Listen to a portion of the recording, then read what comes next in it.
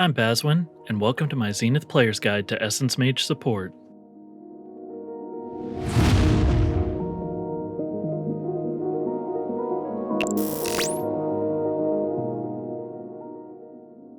The Support Essence Mage is able to control time, space, and the elements, comfortable in just about any situation.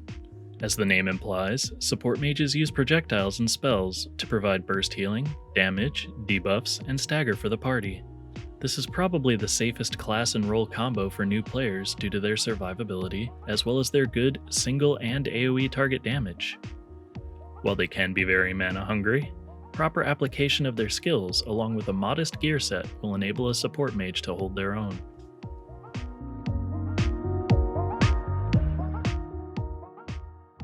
The support mage weapon passive is Ether Spark, which fires a projectile costing 1 charge each, recharging over a few seconds.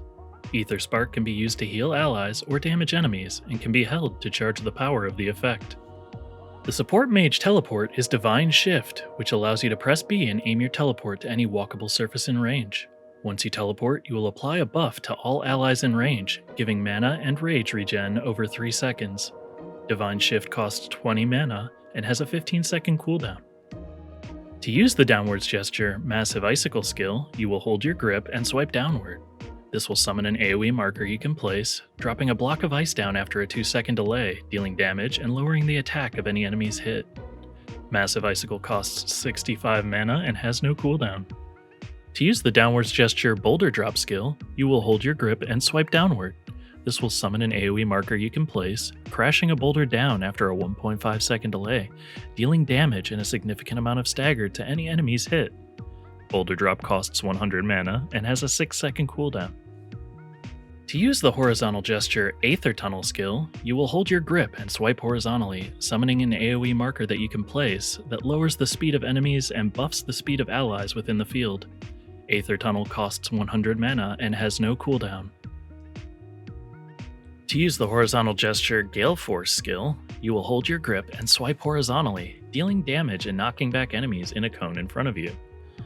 Gale Force costs 50 mana and has a 5-second cooldown, and while this can be useful as a means of crowd control, the knockback may be delayed or cancelled by enemy attack animations. To use the upwards gesture Erupting Spring skill, you will hold your grip and swipe upward. This will create an AoE marker you can place that immediately heals all allies within and continues to heal and damage enemies over a few seconds. Erupting Spring costs 100 mana and has a 20-second cooldown. It should be noted that Erupting Spring can be placed on a different horizontal axis, so you may not hit your allies or enemies if done wrong.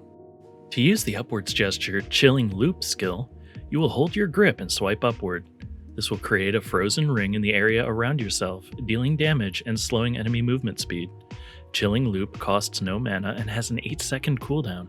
This can be useful if you find yourself out of mana or needing the additional crowd control mechanics.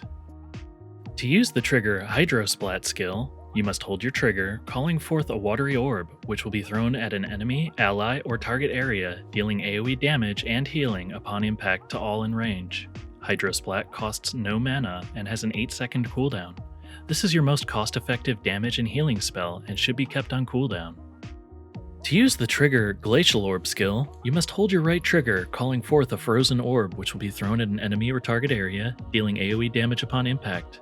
If Glacial Orb is held for 2 seconds before being thrown, it will also slow the enemy's hit. Glacial Orb costs no mana and has a 12-second cooldown. This can be useful if you find yourself in a situation where more crowd control is required.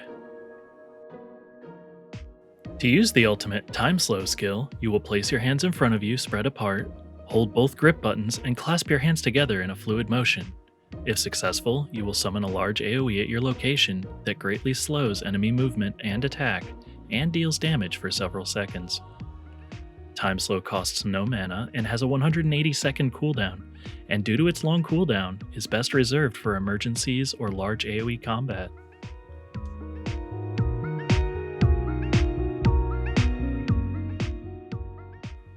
There's a lot of different factors that go into how to build your support mage, such as your gear, finding rare godstones, or fighting specific bosses, but my recommended general build is to use Hydrosplat, Erupting Spring, Gale Force, and Massive Icicle. You'll start off combat by weakening enemies with your Icicle. Use your Gale Force to knock enemies back in open range. When enemies get back in, use your Erupting Spring to provide a burst of healing and a large amount of damage and stagger over time. Throughout the fight, you'll want to weave your Hydro Splat and charged shots, opting to rapid fire when going into a spell rotation, as the charges will recover by the time you're done. When in doubt, experiment for yourself, and remember that while the Support Mage Ultimate isn't the largest DPS gain, it is free to use once per 3 minutes and can be weaved in for extra damage when you're comfortable with the class. Thanks for watching, Zenithian.